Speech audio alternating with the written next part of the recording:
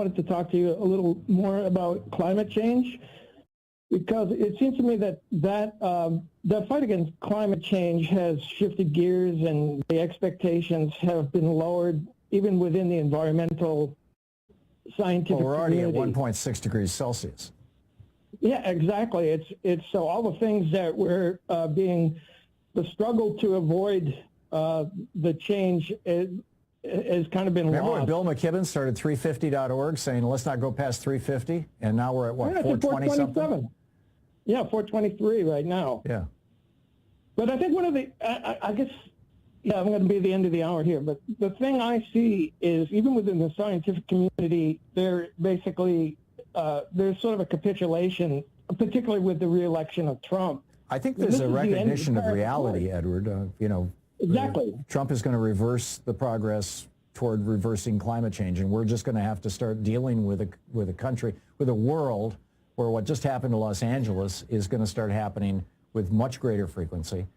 In addition to what happened, a couple of months ago, all the way up to Asheville, North Carolina. We're going to have massive flooding in the areas that are prone to rain, and we're going to have massive fires in the areas that are prone to drought, because both of these extremes are being amplified by climate change. And there's no way to stop that right now. All we can do is ameliorate it, try to adapt to it, and adaptation. Yeah, and do everything we can to make sure that every Republican we know understands that the GOP has sold its soul to the fossil fuel industry, which is willing to destroy our planet in order for a few more $1 trillion in profit. These. They're not denying climate change. I mean, Rex Tillerson was not a climate change denier. No, but his position was that it's not that big a deal. No, I think the position's a little more subtle than that. And ExxonMobil, when Rex Tillerson was the head of it, was funding groups that are denying climate change. I don't know if they still are, but they certainly were when Rex Tillerson was running it. Okay, so this is how I see I'm out of time, Edward. Thanks for the call. Hey, special thanks to Louise Hartman, Sean Taylor, Nate Atwell, Jamie Holly, Nigel Peacock, Sue Nethercutt, Patrick Hoyt, Geraldine Halbert, Ron Hartenbaum, Chase Spross, Nicholas Miller, Pat Sweeney, Jay LeBlanc, Jeremy Peterson, Connor Arroyo, Carmen Verde, Martha Salina, and Mateo Robertson, all the fine people who work on this program. And thank you to you for telling your friends and neighbors and relatives and whatnot about our program, and get the word out. Now, the top of the hour on the Progressive Voices channel on TuneIn presents the Green News Report. We're going to hold folks accountable to actually getting checks in people's hands. Crews gain ground against L.A. fires as long road to recovery begins. The solution to climate change is to evolve our energy system. Trump's Department of Energy nominee, a fossil fuel CEO, calls for more domestic energy production. Plus, the existential threat of climate change has never been clearer. President Biden urges Americans to hold the line on climate action in farewell address. All of that and more straight ahead. From BradBlog.com, I'm Brad Friedman. And I'm Desi Doyen. Stand by for 6 minutes of independent green news, politics, analysis, and snarky comment. Let me turn to dealing with the California fires. Do you believe there should be conditions on federal aid for California? Strings, should they be attached? Yes, strings should be attached. Either the federal government give disaster aid to Americans in need in California, or California stops giving 5 times the money to the federal government than it gets in return. How's that for strings attached? This is your Green News Report. Okay, Desi Doyen, don't get me started on Republicans and Donald Trump and strings to aid to help people who have lost their homes, thousands of them out here in California, when we give so much more to the federal government than we get back from them. So what do you have for us today? Sounds like you're already started. Oh, don't start with me. Firefighters are steadily gaining ground against the 2 massive wind-driven wildfires in Los Angeles that have burned more than 63 square miles overall, killed more than 24 people, and destroyed some 12,000 buildings. Fire ecologists say fully extinguishing the fires will likely take weeks. Recovery will take years. On MSNBC, California Governor Gavin Newsom addressed the state's precarious insurance market, reassuring victims that the state's backup property insurance plan will have sufficient funding. Yeah, we're going to be accountable to the claims. We're going to follow through on the commitments and the provisions of those requirements. Residents have already filed multiple lawsuits alleging negligence by electric utilities and blaming grid equipment for sparking the fires amid climate-changed record drought. Oh, I thought it was because Gavin Newsom didn't go out and sweep the forests or something. In the nation's capital, the Republican-majority U.S. Senate held 6 nearly simultaneous confirmation hearings for Donald Trump's cabinet nominees in one day on Wednesday. Trump's pick for Energy Secretary, fossil fuel executive Chris Wright, in the past has criticized efforts to shift away from fossil fuels that cause man-made climate change. Wright reportedly contributed $400,000 to Trump's campaign in what the climate activist group Sunrise Movement said was an effort to, quote, buy the Energy Secretary role. Effort successful. But at his confirmation hearing, Wright struck a conciliatory tone, acknowledging climate change and pledging to expand all sources of domestic energy, including advanced nuclear and geothermal, and to accelerate electric grid transmission construction. Energy is critical to human lives. Climate change is a global challenge that we need to solve, and the trade-offs between those two are the decisions politicians make, and they're the decisions that'll impact the future of our world. Oh, so now he's pretending he's not a climate change denier? Well, he's not a classic denier. He doesn't call it a hoax, but he is a delayer. He doesn't speak to scientists' undeniable warnings that fossil fuels must be phased out. Oh, he's climate denier light. Donald Trump picked Fox News host and former Congressman Sean Duffy to head the Transportation Department, which oversees the nation's vast transportation infrastructure. At Duffy's friendly Senate confirmation hearing on Wednesday, he pledged to streamline regulations and addressed concerns that billionaire Elon Musk may try to influence federal agencies that regulate his businesses. May try? Duffy pledged he would not interfere in ongoing agency investigations into Musk's electric car company. Finally, outgoing U.S. President Joe Biden addressed the nation from the Oval Office one last time on Wednesday night ahead of Trump's inauguration on January 20th. Biden warned against the rise of oligarchy and the clear threat of climate change and celebrated his record of historic investments in infrastructure and climate resilience. We proved that we don't have to choose between protecting the environment and growing the economy. We're doing both. The powerful forces want to wield their unchecked influence to eliminate the steps we've taken to tackle the climate crisis. We must not be bullied into sacrificing the future of our children and our grandchildren. We must keep pushing forward and push faster. There's no time to waste. For much more on all of these stories and the ones we couldn't get to today, check out our website at greennews.bradblog.com. Don't forget you can download our reports anytime via Pandora, TuneIn, Apple, or Amazon Podcasts. Find, follow, and share us planet-wide on the social medias, including Blue Sky at Green News Report. I'm Brad Friedman. And I'm Desi Doyen. And this has been your Green News Report. Please help Progressive Voices support the Green News Report by stopping by bradblog.com/donate.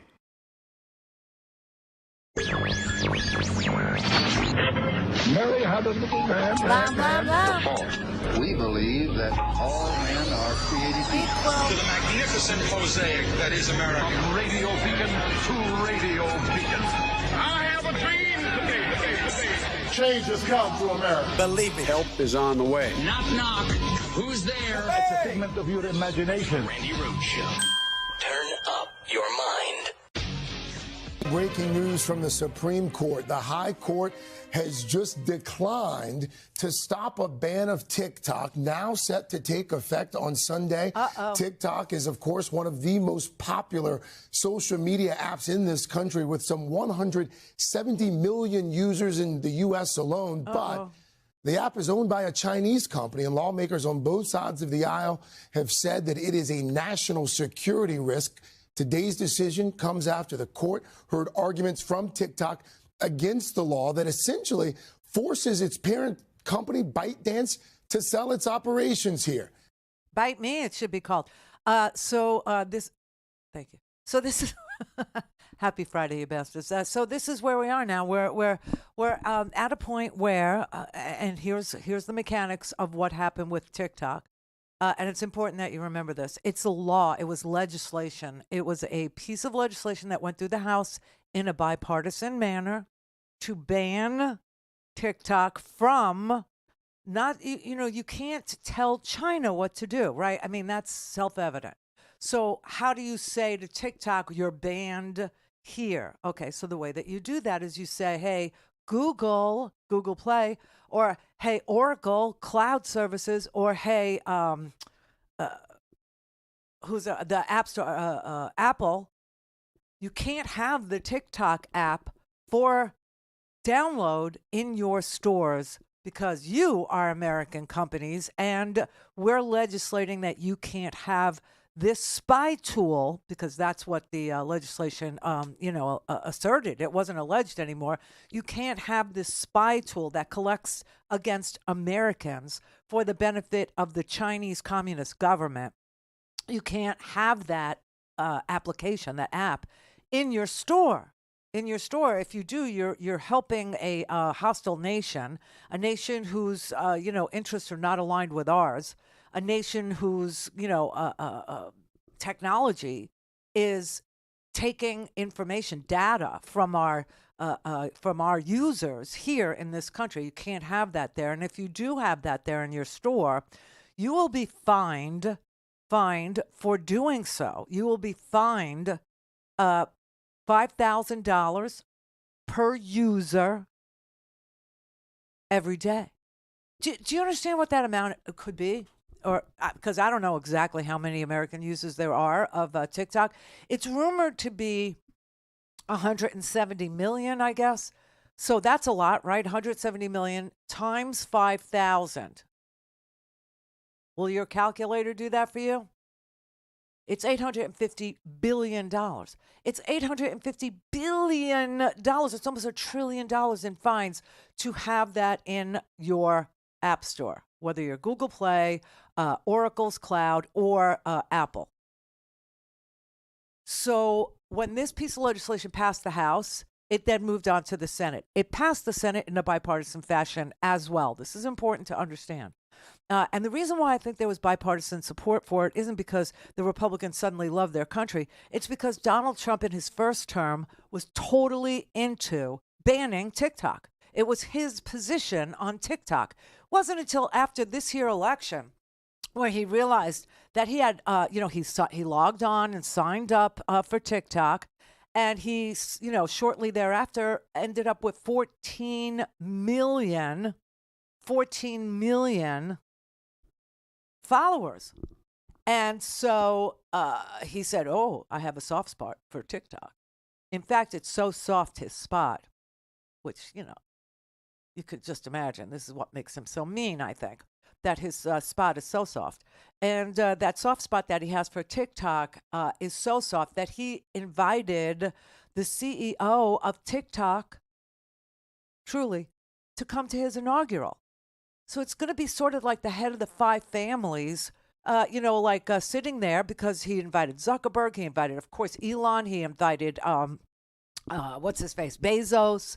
He invited, the whole heads of the five tech families.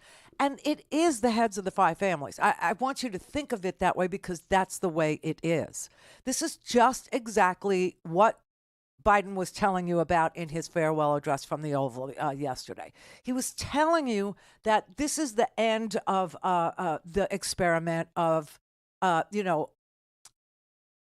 would say regulated capitalism. I don't know how else to, express what we have had working on our behalf for the last, I'll say, 50 years, okay? So it was regulated capitalism. It wasn't communism. It wasn't socialism. It was some sort of capitalism, but it wasn't free and open and, willy-nilly. It was regulated, and it was regulated for the benefit of ordinary people against robber barons, the heads of the five families, the robber barons who were in charge of this here economy Grover Cleveland's era, like from 1860, well, I'll say after Reconstruction. So 1877 to about 1902, something like that there. And you know what ended it? You know what brought it to a screeching halt? The head of the five families controlling everything, divvying up these here United States into, okay, you do agriculture. Okay, you do meat packing. Okay, you do the oil business. Okay, you do the rail lines. Okay, you do banking. That's kind of how it was. And what ended it was a lot of people, ordinary Americans, working very hard for the benefit of these robber barons, getting nothing in return for it. I mean, like nothing. They were dying on the job. Their workplaces weren't safe. 22,000 people died building the railroads. I don't know. Donald Trump's very obsessed with, how many French people died building the Panama Canal, but he's not really fascinated by how many people died building this country. However, when people started to die in the construction of this country, in the building of this country, and not getting wages that were commensurate with the sacrifice that they were making, that their families were making, living in company camps and getting paid in company shit. You have to be careful when you say that. They organized. And it was, in fact, labor unions that made all the difference in the way the middle class was able to grow and be a thing in this country. And that is why Biden has a soft spot for working people, who ended the Gilded Age, which is the word itself, the words itself, Gilded Age, is a Mark Twain expression, and it's meant to, invoke satire, to point and laugh at something that was trying to be called the Golden Age, which is what Trump is calling these next 4 years, the Golden Age. It's going to be the Gilded Age. And so if past is prologue, which it is, I suggest you learn a little something about the robber barons. I suggest you learn a little something about the Gilded Age. I suggest you learn something about grift and graft and, paying off the people at Tammany Hall, okay, and understanding what you have to do to play. And, of course, it's payola. You have to pay to play. And we've been going over this, for the past, I'll say, since November, since the results of the election, right? And then, of course, finally, Joe Biden gave a farewell address from the Oval Office where he talked about how fragile this democracy is and how it succumbs to oligarchy if there's no guardrails. Donald Trump is putting these loyalists, these people who are incompetent, the kakistocracy is being compiled and put together. Kakistocracy meaning the worst people to hold these jobs. He's literally going out and seeking the drunkest people, the worst people, the most inexperienced people. I mean, did I actually sit there and watch Kristi Noem try to pretend like she should be in charge of immigration policy at the Department of Homeland Security? The girl is from a Dakota. Okay, she's lucky enough that we have two Dakotas, okay? She's from a Dakota. They don't have a border with immigration problems.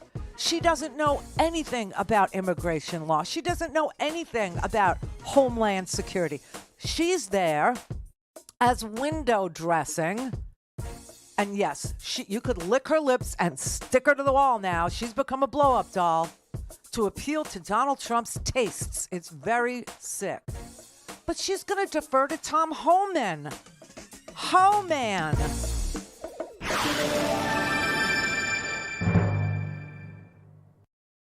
Clear for takeoff. Randi Rhodes. Randi Rhodes. Randi Rhodes. RandiRhodes.com.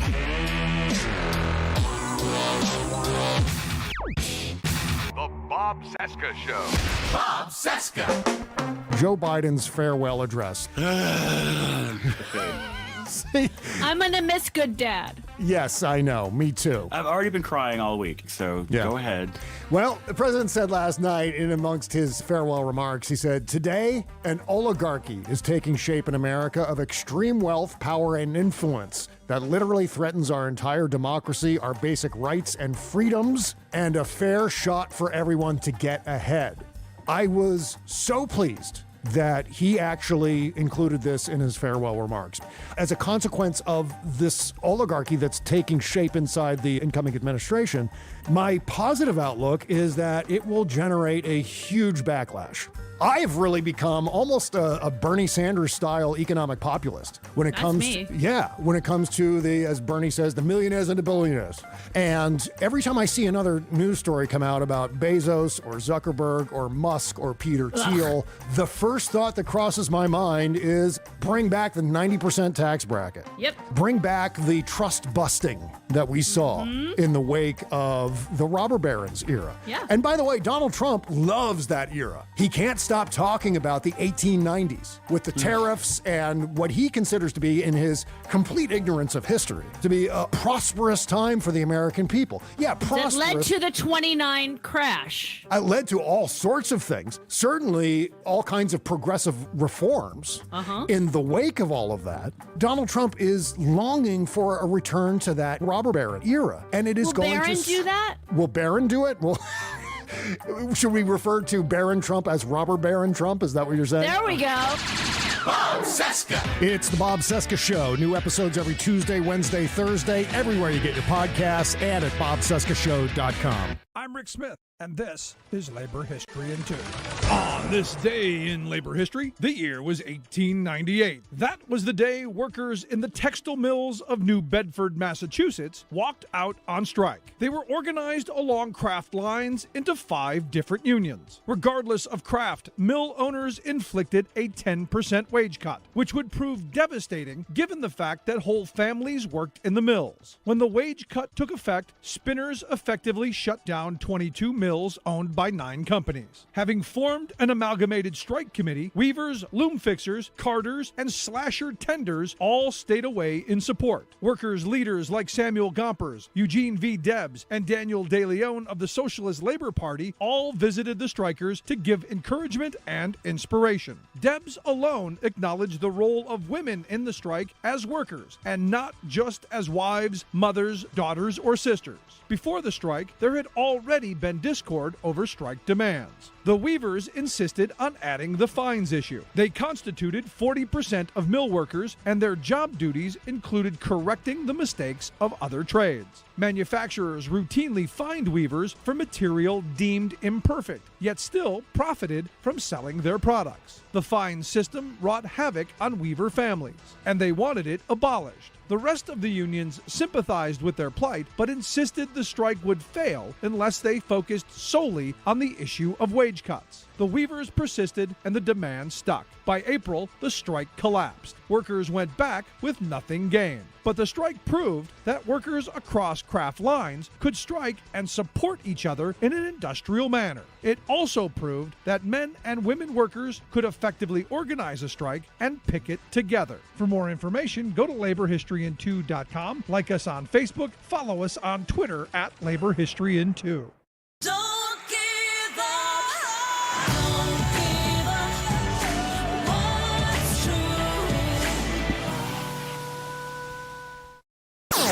All things Randy at RandyRhodes.com. Go for launch. Speaking truth to power, the Randi Rhodes Show. With just 2 days before the ban on TikTok is set to take effect, the wildly popular platform is finding a temporary lifeline from President Biden in a major reversal as he prepares to leave office. The fight isn't over. It's just going to be extended. Two administration officials tell NBC News the outgoing White House will not enforce the hundreds of billions of dollars of potential fines against companies that host TikTok, essentially pausing the ban from taking effect Sunday. Things are starting to look really good for TikTok. Congress passed the law last spring with overwhelming bipartisan support. Right. It required TikTok's Chinese parent company, ByteDance, to sell the app to an American company, something it's given no indications it has plans to do. This is all over national security concerns. The Chinese government could steal the user data or manipulate the content shown to Americans. TikTok denies this. Nothing has changed. The national security concerns remain exactly the same. Then why do you think the Biden administration is taking the step to say we're not going to implement this? The Biden administration has 1 day left. They certainly don't want to take the political heat for shutting down a popular app. This is going to go over to the Trump team. President-elect Trump, who tried and failed to ban TikTok in his first term, now supports saving it, with his incoming national security advisor confirming they have plans to intervene. We're going to find a way to preserve it. but protect people's data, and that's the deal that'll be in front of us. This latest effort to keep TikTok from going dark to its 170 million American users comes as the company's CEO, Shou Chew, is expected to attend the inauguration ceremony on Monday, sitting on the platform alongside other tech executives, including Elon Musk, Jeff Bezos, and Mark Zuckerberg. This is so obvious. I mean, the thing about TikTok, I don't really care about TikTok. Okay, I'm not an influencer on the TikTok. Okay, it's not my thing. Wouldn't be my crowd. It's a younger crowd. You understand, right? We're more of well, Twitter's a sewer. So I used to love Twitter, but now it's a sewer. I basically don't do social media anymore, really now, and it's to my own detriment. That said, this isn't really about anything except this. So it was legislation that was passed by the House and the Senate. It was signed off on by the president, Joe Biden. It was challenged in a court of law. Okay, it got challenged on behalf of the people who use TikTok, influencers, people who have businesses that they find very profitable to run on TikTok. Okay, good for you. Yay. That no problem with you at all. None. Just know that. The Supreme Court said this is not about free speech. This is about a platform. Okay, they tried to argue this is about free speech. And I keep on telling you over and over again that private platforms, especially TikTok, which isn't even an American private platform, their business is collecting your data, as you know. And private platforms also are not the government. So they can infringe on your free speech if they so choose. They can fact check you. They can block you. They can ban you. They can do whatever they want because they're private. They're private. And the First Amendment protects you from government intrusion into your free speech. Yours. Not a platform. Not a platform. Now, we can get into the weeds about strict scrutiny versus immediate scrutiny. Strict scrutiny is when your free speech would be, threatened or impeded. This is not that. This is a company that is collecting data against Americans for a communist government's benefit. That is what this case is about. And so the Supreme Court actually sided with the bipartisan legislation and said, we're upholding this law, and it's a law because it doesn't infringe on free speech. It is a national security issue. It's frightening what they're doing. There was some documents, some classified, top secret documents that were introduced as part of the case that we weren't privy to, and we're not privy to. And the Supreme Court had a little look-see, listened to the arguments from both sides, and said, this is a national security threat. Sorry, we're going to go with the legislation. We're going to go with the law. The law actually stands constitutional scrutiny. The law passes constitutional muster. Okay, so that's where we are. Now, when this legislation was written, the start date of the ban, should it have passed, which it did, would be Sunday, this Sunday, the 19th, knowing that the 20th was not only inaugural, depending on who won the election, but it was also Martin Luther King Day, which would give everybody a federal sort of holiday break before action had to be taken to enforce that law, to enforce it. And so it was written into the law that it would happen on a Sunday and then followed by a holiday Monday, a federal holiday Monday. So you can't do anything. You can't do anything with the federal government on a Sunday and a federal holiday because it's a federal holiday. So that was done on purpose. Why? Because whatever the Supreme Court would have ruled, whether they were going to throw it out or uphold it, the next administration, whether it was Biden, whether it was Kamala Harris's administration, or it was back in April, it would have been Biden's administration when he signed it, or an incoming Trump administration. It would be left for enforcement to the next administration to enforce. And what I think, because of the, I know we lost because of the ridiculous conspiracies and the heinous pro-terrorist emphasis that was in social media after the terrorist attack on Israel that killed over 1,000 people in one day and took 250 people hostage. That whole story was set aside and twisted and maimed, mangled, and mutilated to support a terrorist organization who did it. And that's the power of social media, by the way. That is the power of disinformation, misinformation. That is the power of propaganda. It is the power of of reporting out of context. It's really sad, but that's what cost us the election. Just so you know, 29% of the people who voted for Joe Biden in 2016 did not show up. Did not show up. That's a lot of people to not show up. And the number one reason they gave, Gaza. Not that I want to talk about that anymore, okay?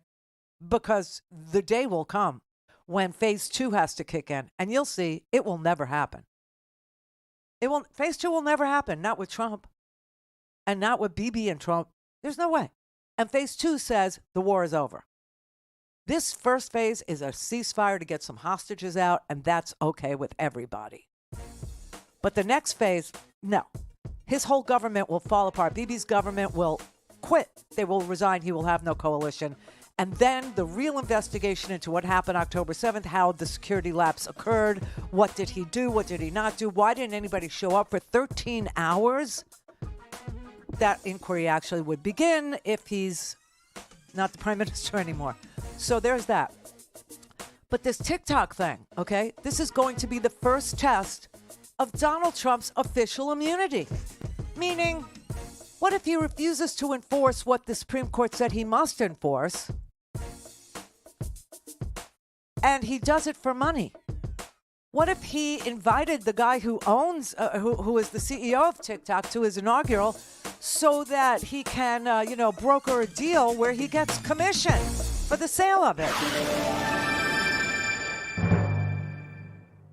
Clear for takeoff. Randi Rhodes. Randi Rhodes. Randi Rhodes. RandiRhodes.com.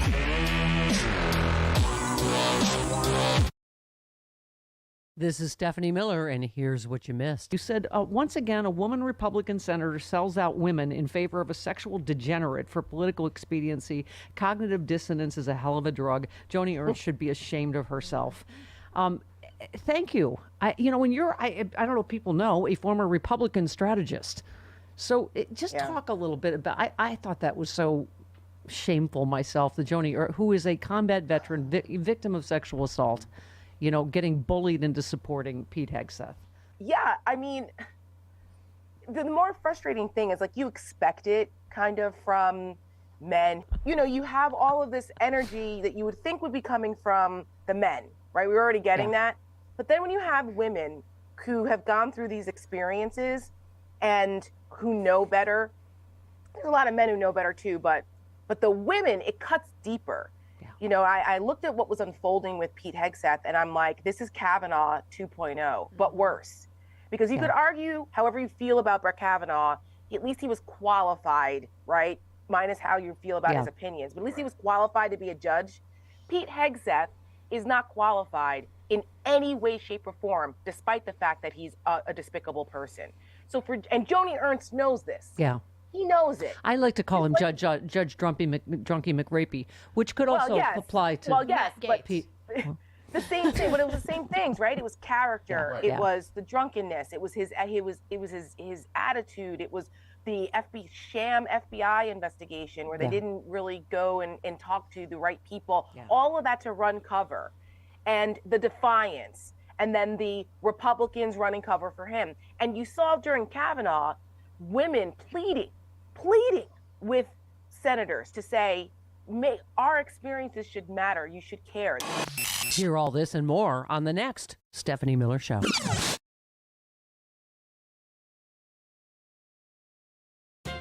One thing you can say about Trump is that he's absolutely clear on his furious opposition to immigrants taking American jobs. Except, of course, when the corporate honchos profiting from cheap immigrant labor are billionaire funders of Trump's campaigns. Or, when Trump himself is doing the hiring. A work permit program called H-1B actually allows corporate giants to import foreigners to take U.S. jobs. Trump loudly denounced this in his first term, but that was pre-Elon. When billionaire Elon Musk became Donald's campaign sugar daddy last year, he turned out to be a mass abuser of the H-1B loophole, apparently even firing workers in his Tesla corporation and replacing them with cheaper foreign imports. Yet, far from scolding his new best buddy, Trump did a full-body flip-flop. Now hailing H-1B as a, quote, great program, he admits that he too has long used it, even when he was denouncing it as a shameful rip-off of American workers.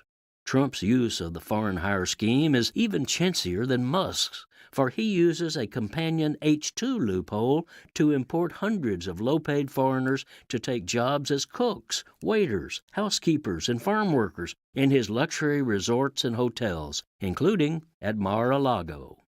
Amazing. These are lordly billionaires reducing themselves to sleaze by exploiting a corporate scheme to shortchange American and foreign workers alike. Moreover, whether trying to import engineers or waiters, the law requires these uber-rich applicants to lie. They must swear that there are no American citizens available who can do these jobs.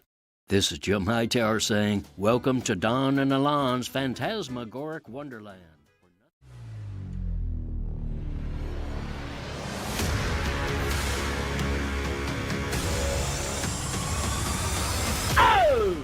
Call in, connect. To speak to Randy, call 561-270-3844. I561-270-3844. don't know why I can't get REM, It's the End of the World as we know it, out of my head. I don't know. Why would that be playing on an endless loop in my brain? I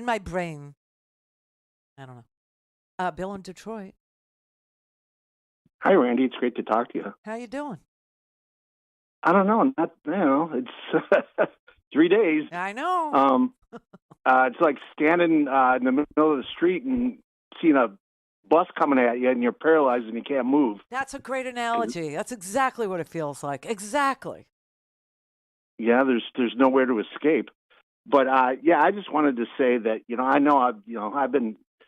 I'm here in Detroit, and what you've been talking about the people, that were criticizing Joe Biden about the war and everything. I can tell you for sure it's probably or one of the biggest reasons, maybe the biggest reason why he didn't win here in Michigan. Oh, definitely. Yeah. Yes.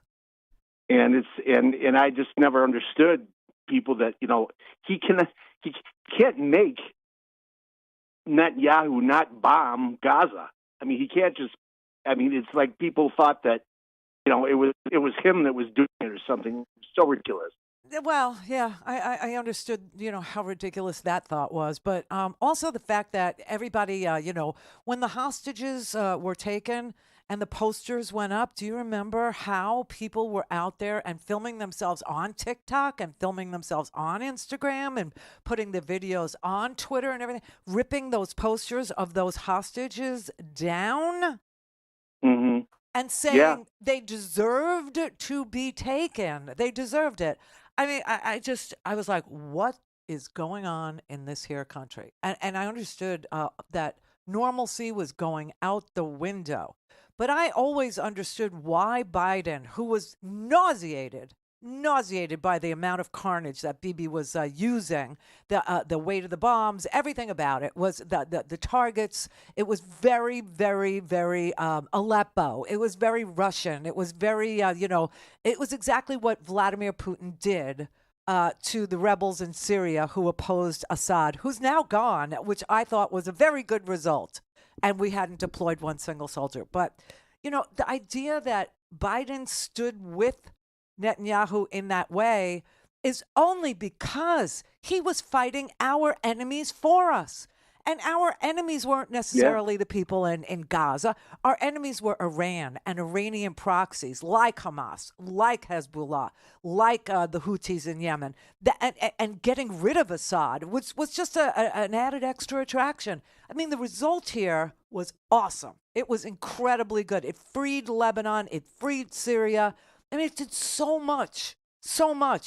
And I think, pretty much Biden's war cabinet and Biden's generals and Biden's national security advisor, Jake Sullivan and Blinken, the diplomat, they all knew what was going. They all knew we were going to end up getting a lot of our goals accomplished without sacrificing one American soldier. And if you asked me as an American, was I for that? Yes, I'm for that. Never mind that I served, but as an American person. Well, yeah, thank you for your service. Oh, you're welcome. It's my pleasure. But I mean, honestly, that accomplishing a goal like weakening Iran, getting rid of its proxies, freeing Lebanon from Hezbollah, freeing Syria from Assad, who literally destroyed Aleppo. And all these people go, well, and people would say things, they'd make it racial. They go, well, as a brown person, I cannot allow for these war crimes against the Palestinians to go, unpunished, right? And the second you bring up race or religion, and start calling people anti-Semites or whatever, there's no conversation to be had. It's a conversation ender. And so it ended, as far as I was concerned. There was no way I could talk about it, right? I mean, it was a terrible situation for Biden and Kamala to be in.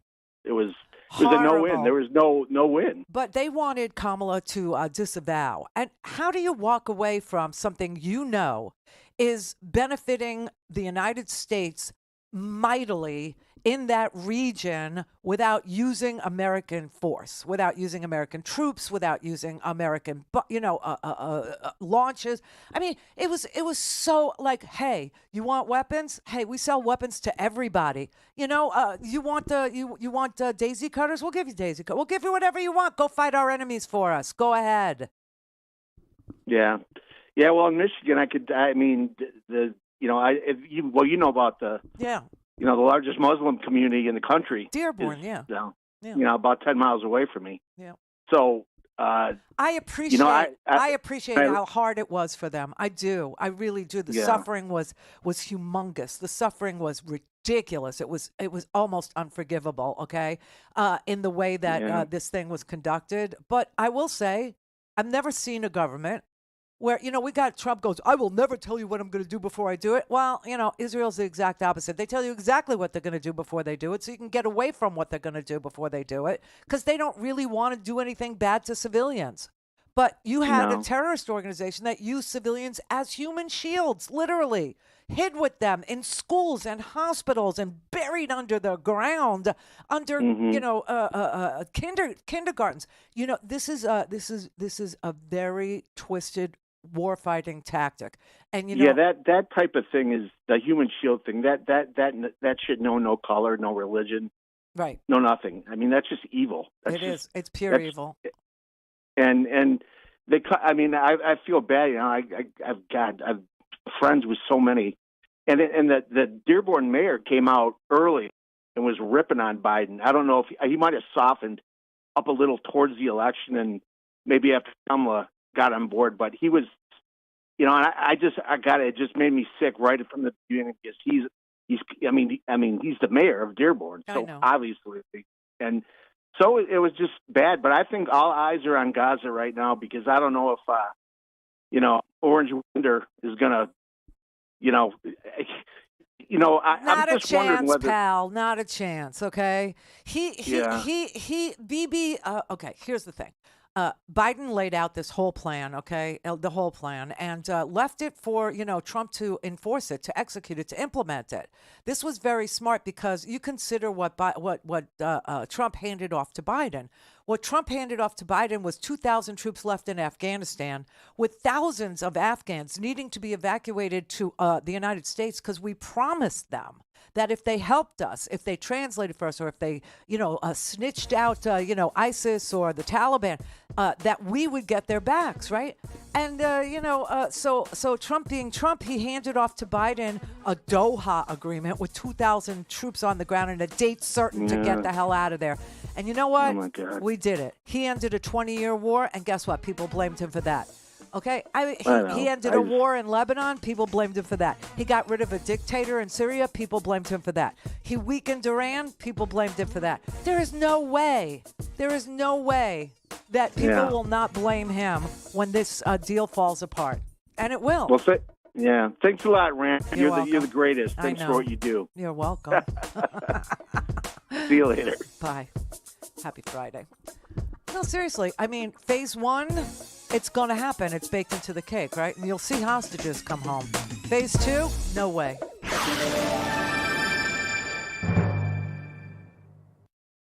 Clear for takeoff. Randi Rhodes. Randi Rhodes. Randi Rhodes. RandiRhodes.com. We know what we saw. We know what we heard. It wasn't spontaneous. They came prepared for battle. Body armor, chemical weapons, zip ties. Their mission, to overturn an American election. We will never concede. Outnumbered, brave law enforcement officers fought hand-to-hand to save our democracy. Many were wounded. One died the next day. Post-traumatic stress syndrome drove 4 January 6th heroes to suicide. Donald Trump calls this violent terrorism a day of love. That was a day of love. He's promised to pardon these violent criminals. That's wrong.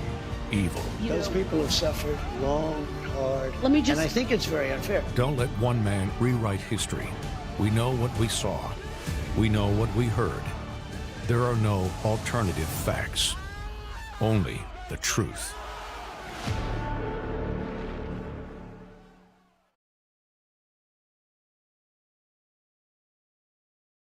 America's men and women in uniform need real leadership at the Pentagon.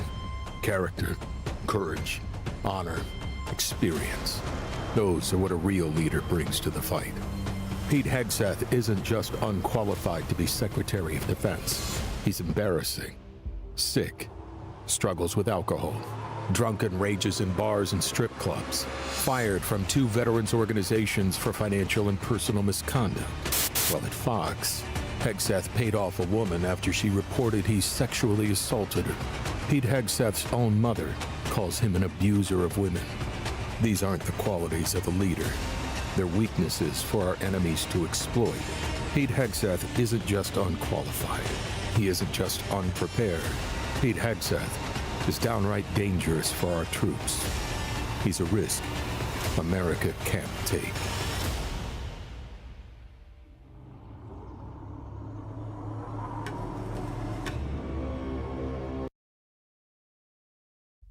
A message for the U.S. Senate.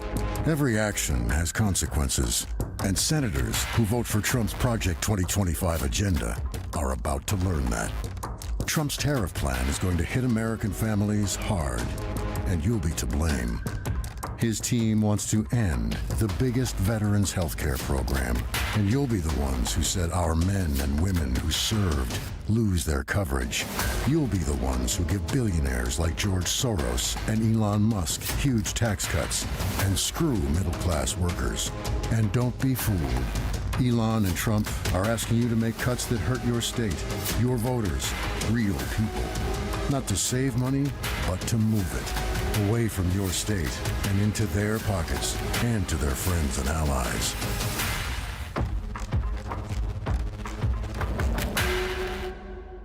Here's a clip from Tara Buster. Republicans are blaming everything but themselves and their big-moneyed benefactors for the problems, right? We're in this boat because of climate change. Natural disasters are more frequent and more terrible. But the right-wingers are falsely blaming Los Angeles wildfires on diversity programs and the fire department leadership of Mayor Karen Bass and Governor Gavin Newsom, who the disgusting con man called Governor Newscum. Governor Newscum. It's mind-numbingly juvenile. Newscum. That's everything to distract from the reality. We're living in the consequences of Republican policies. This is what always comes home to roost. Now, you think about Jimmy Carter was just laid to rest. So we went from decency to deplorable in 40 years. It didn't take long. To contrast, goddamn Trump, one, a life of service, another, a life of bottomless greed. That's all they have. All of the 7 deadly sins, these good Christians, they're only holy obligation, is harassing less than 1% of the population, trans people. That's it.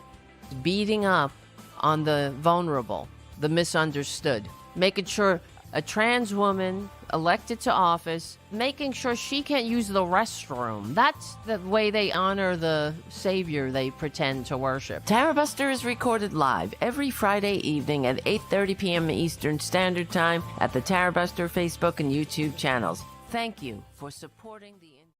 Don't give up. Don't give up. What's true?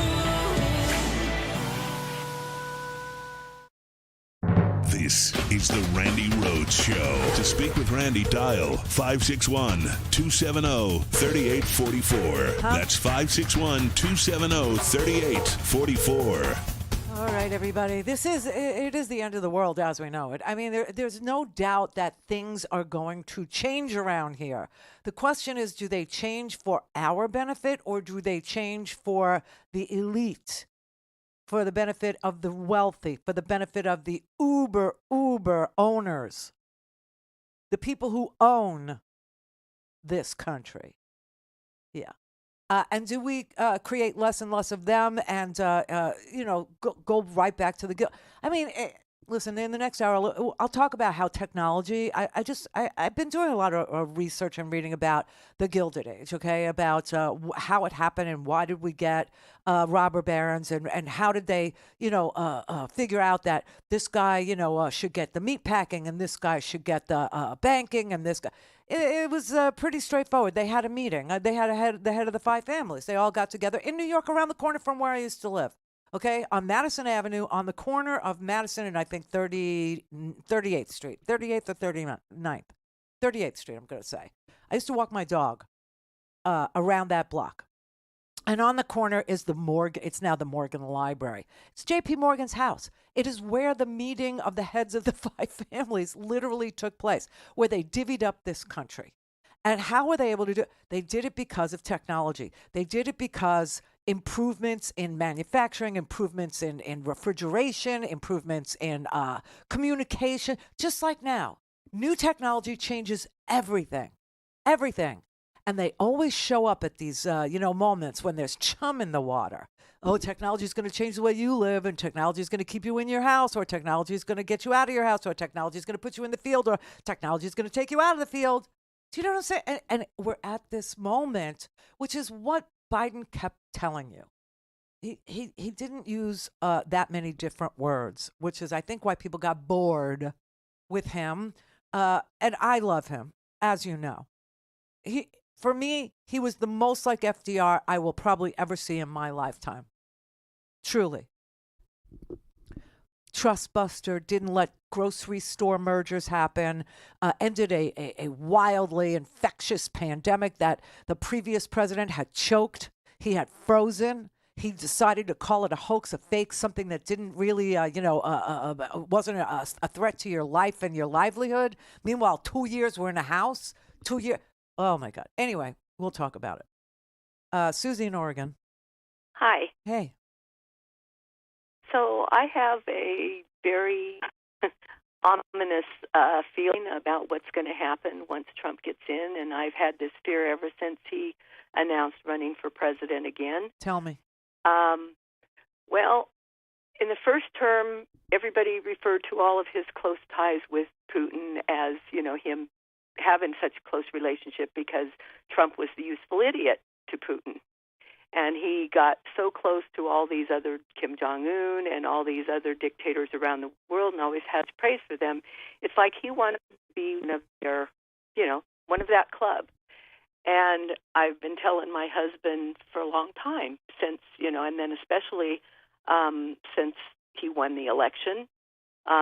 I agree with you about the REM song, It's the End of the World. That's been my motto ever since then. Mm-hmm. And the one thing that I've told my husband that terrifies me the most is that he went from being the useful idiot to being something even beyond that, because with his ties now that he's drawing with all of these dictators around the world, I have a fear that him and his connections with all of those, that they're going to know that everybody that he is putting into all of these high offices, the Secretary of Defense and everything, they're going to know, and I think they probably knew this in hoping that he would get elected, that he would put in the most incompetent people in his cabinet to run all these agencies, that the U.S. will be totally defenseless, and that will be their cue to come in and take over the United States, because there will be nobody knowing in any of those positions what to do, how to protect us.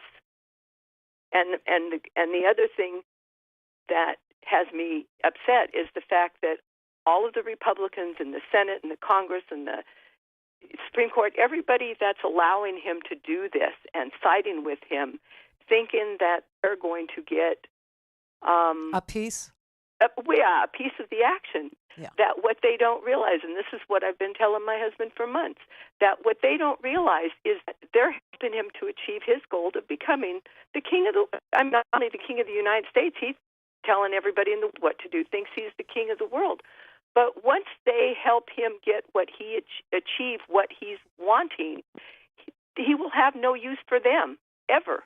They'll be gone. There will be no Congress. There will be no Senate. All of their hopes for all this power and being on his good side, once they help him accomplish what his goal is, he won't have any use for them. And like I said, with everybody incompetent that he's putting into all of these offices and stuff, it'll be Kim Jong-un and Xi Jinping and Putin and all the other ones around the world thinking, wow, now's our time. He's got no defense. He doesn't know how to run this country. None of them do. And that'll be their opportunity to swoop in. And there will be no United left. So some of it I agree with. That's kind of the worst case scenario where he does what he says he's going to do. He's going to take all the money. He's going to, enrich himself. He's going to make deals with all these oligarchs around the world. Everybody's going to pay him. Everybody's going to, grease him so that they have access to our, everything from our oil fields all the way to our steel production, on and on, right? Right. And so that reminds me of the scene from Goodfellas where Paulie says to Henry, so he gives him $3,200 and he says, now I got to turn my back on you, right? Because he's no good to Paulie anymore. He doesn't help the capo anymore. So there's that. I can see that. But then I think about how he's going to need friendlies. He's going to need people to be the front line for him to take the incoming. And that's kind of where some of these senators might land, and they might have a good ride for the next, 7 to 10 years. And that's all they kind of want, is not to be primaried in those 7 to 10 years, get a little, run protection for him, be the button man if they had to. You know what I'm saying? Yeah. It could go either way. It could be either he turns his back on all of them or that he needs them in place to help him fend off the people, do you know? Right. So I don't know how it's going to play out, but I have the same sick feeling you have that no good will come from this. It really is. It does feel like, those Armageddon movies, the end of the world. Yeah. It really does, because I can't see anything good. And like for years in donating to the DNC and, and all this stuff, they always have the questionnaires about what do you think the Democrats' top priorities should be.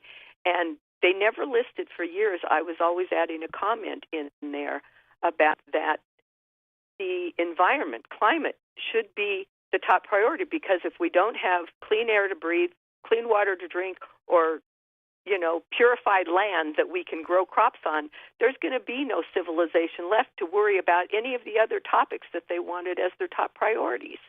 Yeah, and then now if we see what's going on in Los Angeles, and so poor Los Angeles, really poor. Yeah, I mean, horrible. I mean, now that Trump has come, last time they had a wildfire, I don't know, it was Paradise, and he went there. Right. He couldn't even remember the name of the place. He called it something else, not Paradise. Oh yeah, right. Yeah, I remember that. Right. Well, my kids, I've got a daughter let me just finish that was this. evacuated twice from Santa Rosa when the Tubbs fire went through there.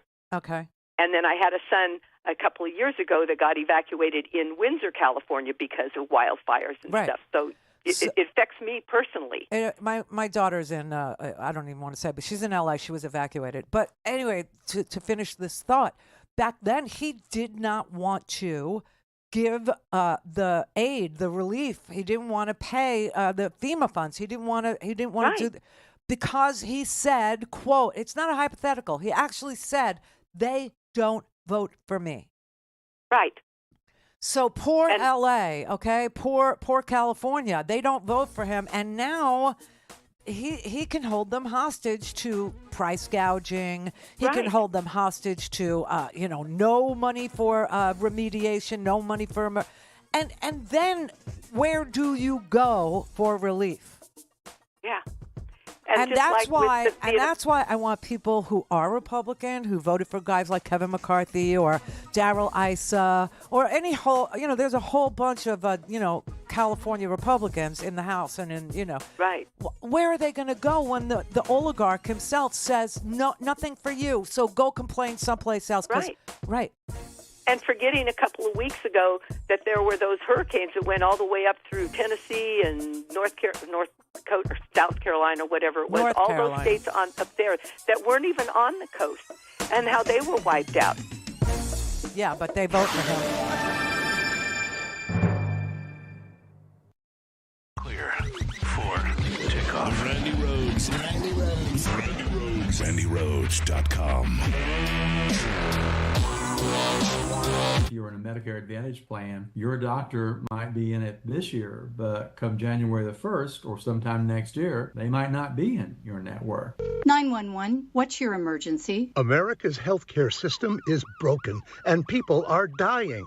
Welcome to Code WAC, where we shine a light on America's callous healthcare system, how it hurts us, and what we can do about it. I'm your host, Brenda Gazar.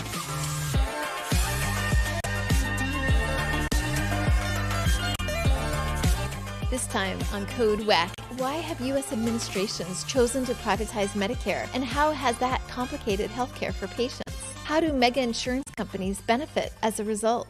To find out, we spoke to Wendell Potter, a former health insurance industry executive turned whistleblower, the New York Times bestselling author of Deadly Spin, and the president of the Center for Health and Democracy. Wendell's also the author of the Substack newsletter, Healthcare Uncovered. The big players in Medicare Advantage nationally are United Health, Aetna, which is owned by CVS, and Humana, which is also a big for-profit company. Collectively, those three companies every year grab about 80 to 90% of the new enrollees into Medicare Advantage. They do this because they've got the money to spend on advertising that is misleading, and they have turned the Medicare program into their big cash cow. It's disadvantageous to seniors and people with disabilities because, again, their advertising is very misleading. You never hear anything in their TV commercials or in their mailing materials about the shortcomings of Medicare Advantage. Get the full Code WAC story on ProgressiveVoices.com and on the PV app.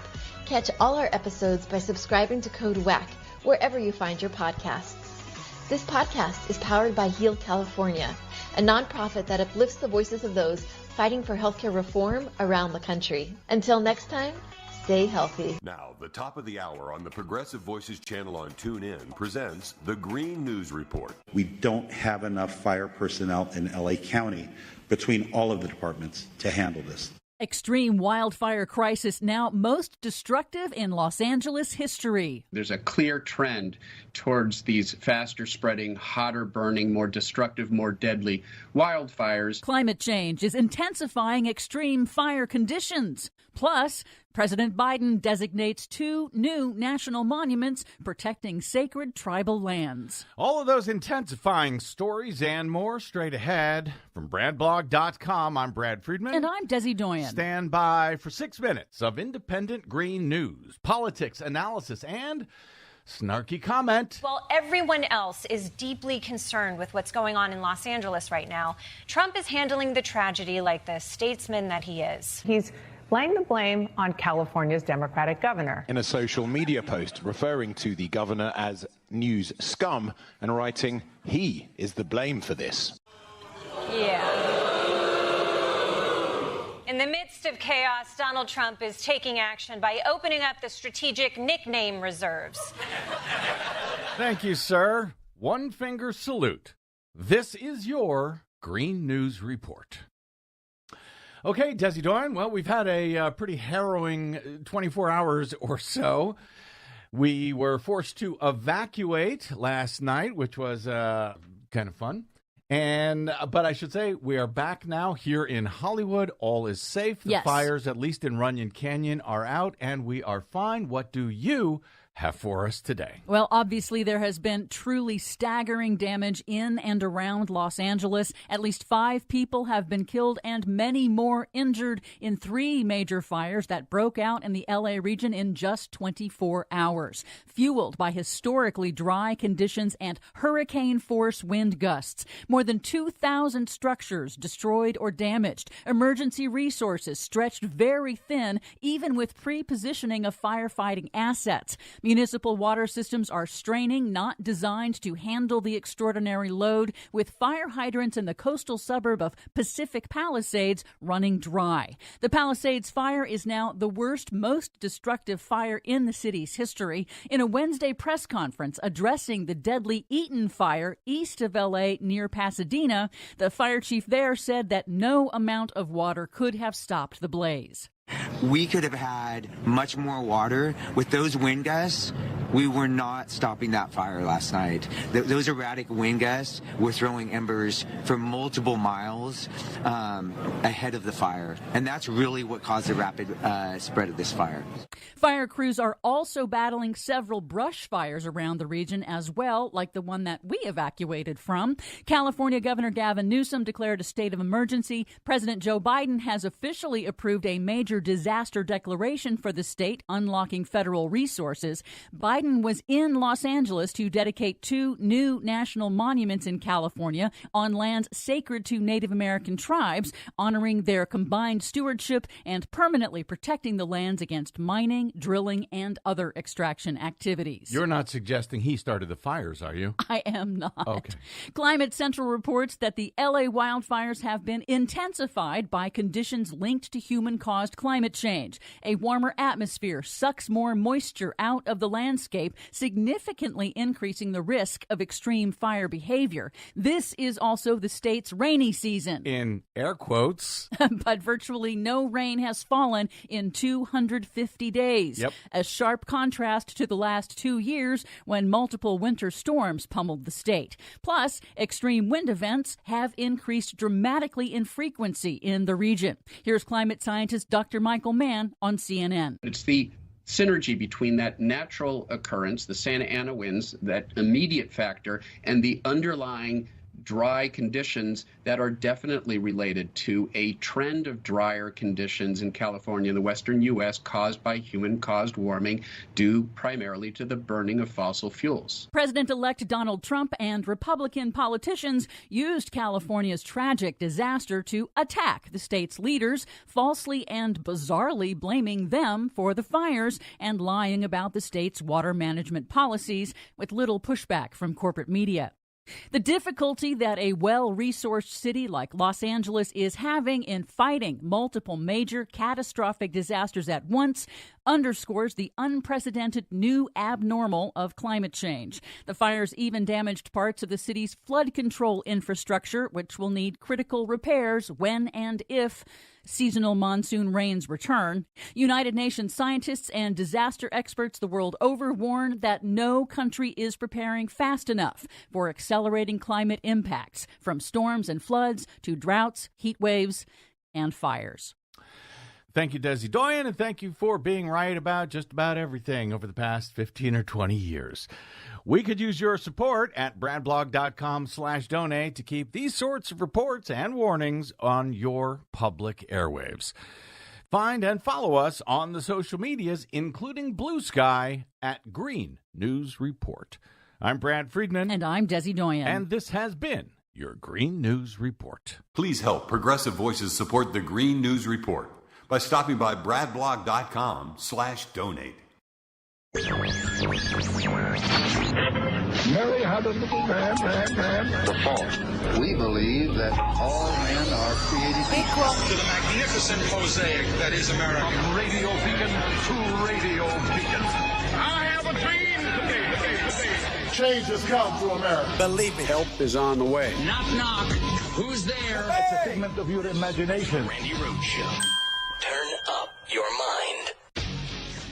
I really am concerned about how fragile democracy is. That sounds corny, but I mean, I really am concerned because you've heard me say it 100 times. I really think we're at an inflection point in history here. We're unrelated to any particular leader. Things are going to change drastically. And it occurs every 5 or 6 generations. Yeah. And it usually is generated by technology, usually generated by, I mean, for example, if Gutenberg didn't invent the printing press, how that would Europe ever gotten united in any way to understand what each country is thinking? I mean, it sounds stupid, but it really matters. And what I realize is that, look, I got involved, I didn't think about it this way, but I got involved in public life because of the abuse of power. I mean, my dad would say, you know, the greatest sin of all is the abuse of power. I was a runt when I was a kid. I was a small kid. I was a pretty good athlete all the time, but I was, and you know, I learned how to fight when I didn't want to fight. But when you get made fun of, you learn to step up. But what it did was, it made me realize that there's so damn many bullies around. And I now extrapolate that all the way to democracy. The reason for all the safeguards out there is, in a very trite way to say it, keep the bullies from taking advantage of everybody else. Yeah, there was a whole part in there where he talked about guardrails. I don't know what happened to it. But anyway, so Biden is trying to explain to you that every 5 or 6 generations, there is a technological renaissance. For us, we had, I don't know how many people, you know how old I am, so, you know, whatever. You know, take a look. The old lady's talking about the brick phones again. Yeah. You remember those, the cell phones that we had back in the 80s? Yeah. They were like the size of a head. And I would never, ever have had one. But Jimmy, my first husband, Jimmy, he loved technology. I mean, you know, guys do. They just do. They will play video games. They will look at, you know, CGI and go, oh, my God. You know, I mean, like, they love new tech. Guys like gadgets. It's just, it's a thing. Now, I mean, I can use gadgets and I can learn them if I have to. You know what I mean? Like, I'm pretty damn good on the back end of a website, only because I have to be. I'm pretty good at, you know, getting this show on the road because I have to be. I'm pretty good at, you know, ransomware and you know, people, you know, attacking, you know, my websites and all. I know just how to do it because I have to.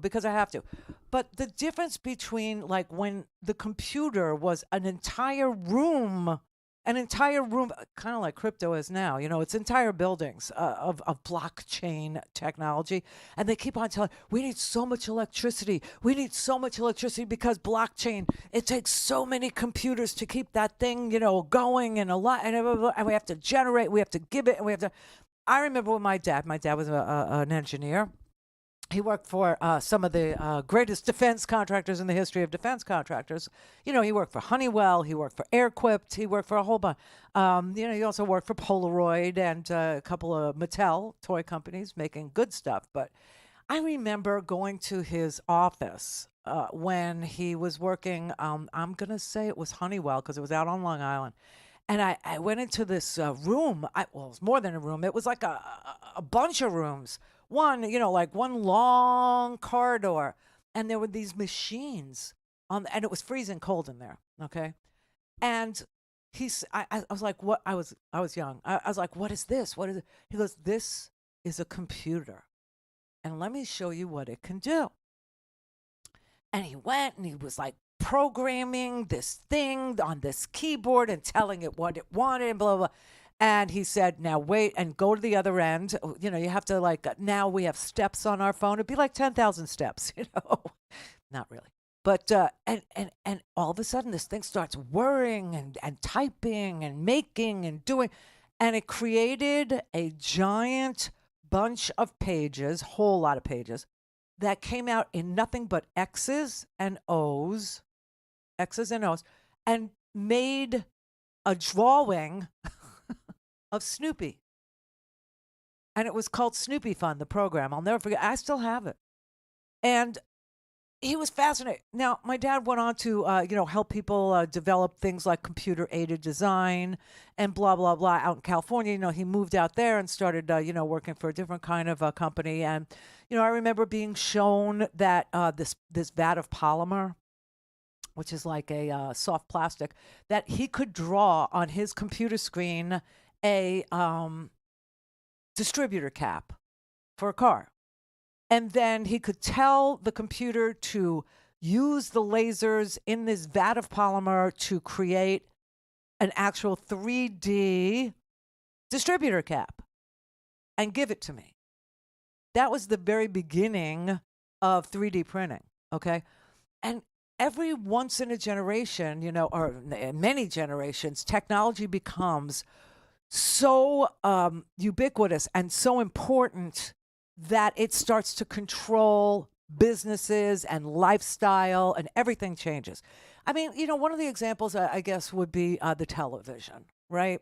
I guess that would be a game changer of technology, because all of a sudden, people are raising kids by sitting them in front of the screen and letting the screen raise their kids.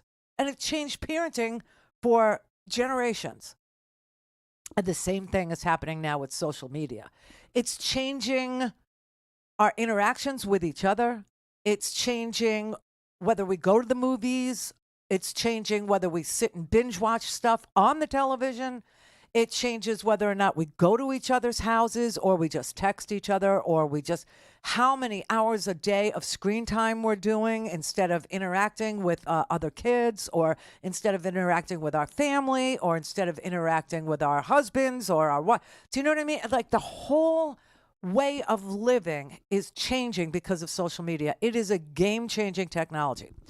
Back in the day of the robber barons, okay, what changed with regard to technology was things like, this is kind of an obscure reference, but I was reading about it, so I'll just put it out there because some people might know it.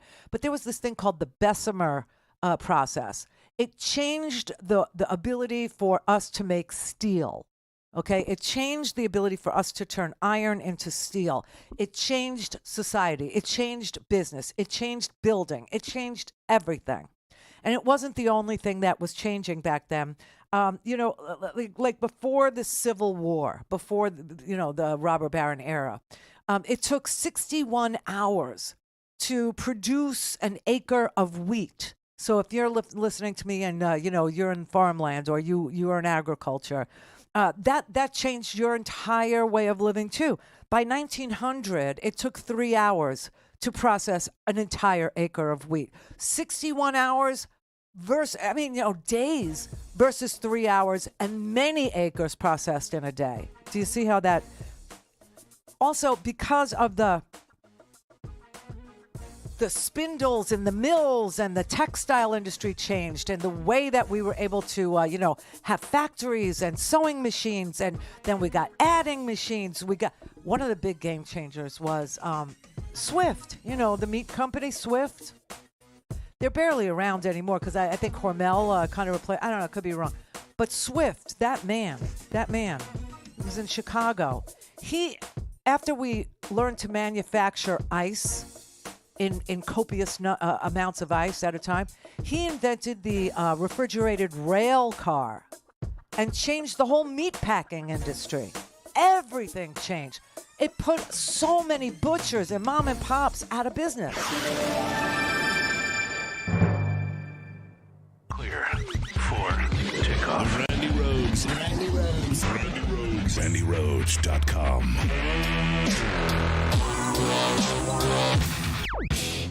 The Bob Cesca Show. Bob Cesca. Joe Biden's farewell address. I'm going to miss good dad. Yes, I know. Me too. I've already been crying all week, so go ahead. Well, the president said last night in amongst his farewell remarks, he said, today, an oligarchy is taking shape in America of extreme wealth, power, and influence that literally threatens our entire democracy, our basic rights and freedoms, and a fair shot for everyone to get ahead. I was so pleased that he actually included this in his farewell remarks.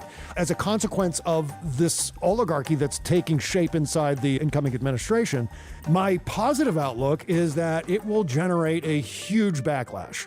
I have really become almost a Bernie Sanders style economic populist when it comes to the, as Bernie says, the millionaires and the billionaires. And every time I see another news story come out about Bezos or Zuckerberg or Musk or Peter Thiel, the first thought that crosses my mind is bring back the 90% tax bracket. Yep. Bring back the trust busting that we saw in the wake of the robber barons era. Yeah. And by the way, Donald Trump loves that era. He can't stop talking about the 1890s with the tariffs and what he considers to be, in his complete ignorance of history, to be a prosperous time for the American people. Yeah, prosperous. That led to the 29 crash. It led to all sorts of things. Certainly all kinds of progressive reforms. In the wake of all of that, Donald Trump is longing for a return to that robber baron era. And it is Will Barron do that? Will Barron do it? Well, should we refer to Barron Trump as Robert Barron Trump? Is that what you're saying? There we go. Bob Cesca. It's the Bob Cesca Show. New episodes every Tuesday, Wednesday, Thursday, everywhere you get your podcasts, and at bobcescashow.com. I'm Rick Smith, and this is Labor History in 2. On this day in labor history, the year was 1898. That was the day workers in the textile mills of New Bedford, Massachusetts, walked out on strike. They were organized along craft lines into 5 different unions. Regardless of craft, mill owners inflicted a 10% wage cut, which would prove devastating given the fact that whole families worked in the mills. When the wage cut took effect, spinners effectively shut down 22 mills owned by 9 companies. Having formed an amalgamated strike committee, weavers, loom fixers, carders, and slasher tenders all stayed away in support. Workers' leaders like Samuel Gompers, Eugene V. Debs, and Daniel De Leon of the Socialist Labor Party all visited the strikers to give encouragement and inspiration. Debs alone acknowledged the role of women in the strike as workers, and not just as wives, mothers, daughters, or sisters. Before the strike, there had already been discord over strike demands. The weavers insisted on adding the fines issue. They constituted 40% of mill workers, and their job duties included correcting the mistakes of other trades. Manufacturers routinely fined weavers for material deemed imperfect, yet still profited from selling their products. The fine system wrought havoc on weaver families, and they wanted it abolished. The rest of the unions sympathized with their plight, but insisted the strike would fail unless they focused solely on the issue of wage cuts. The weavers persisted, and the demand stuck. By April, the strike collapsed. Workers went back with nothing gained. But the strike proved that workers across craft lines could strike and support each other in an industrial manner. It also proved that men and women workers could effectively organize a strike and picket together. For more information, go to laborhistoryin2.com, like us on Facebook, follow us on Twitter at laborhistoryin2. So is right.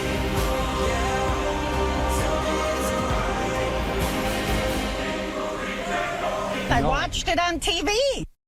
All things Randi at RandiRhodes.com. Go for launch. Speaking truth to power, the Randi Rhodes Show.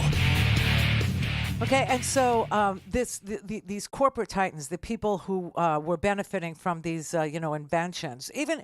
Yeah, listen, I don't know if you have a fond place, a soft spot, if we quote Trump, in your heart for Thomas Edison. But Thomas Edison literally gave every New York legislator $1,000.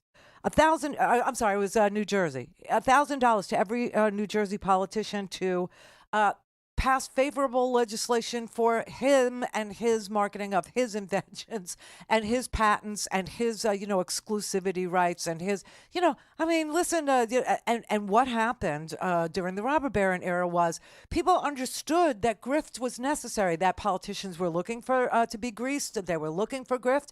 And if they would pay to play, if they would, bribe people, they could get a protected market.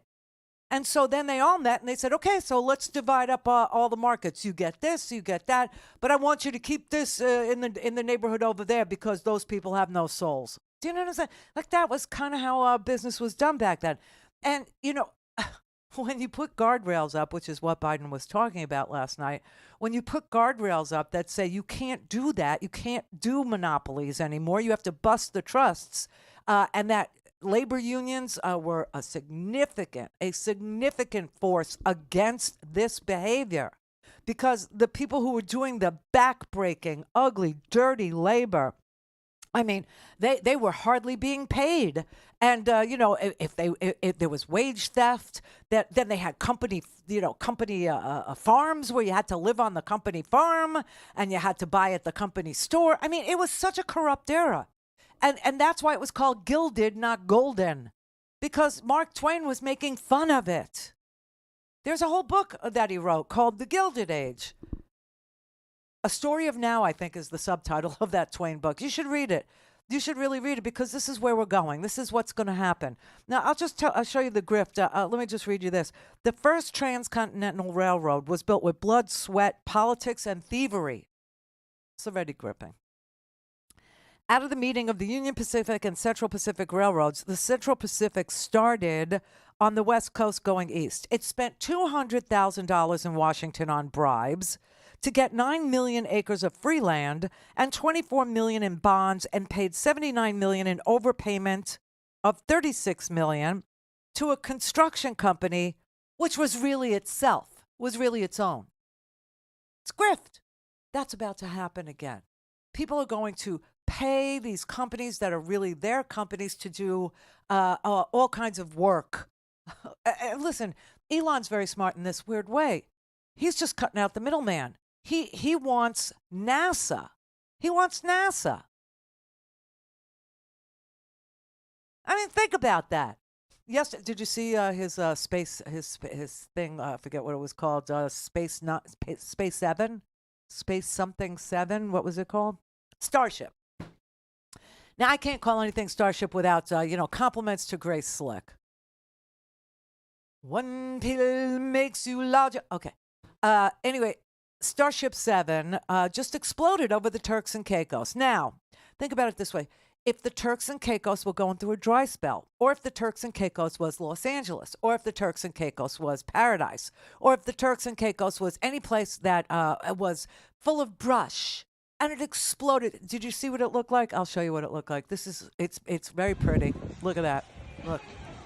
It's almost... fireworky. And the people in the Turks and Caicos who were on vacation.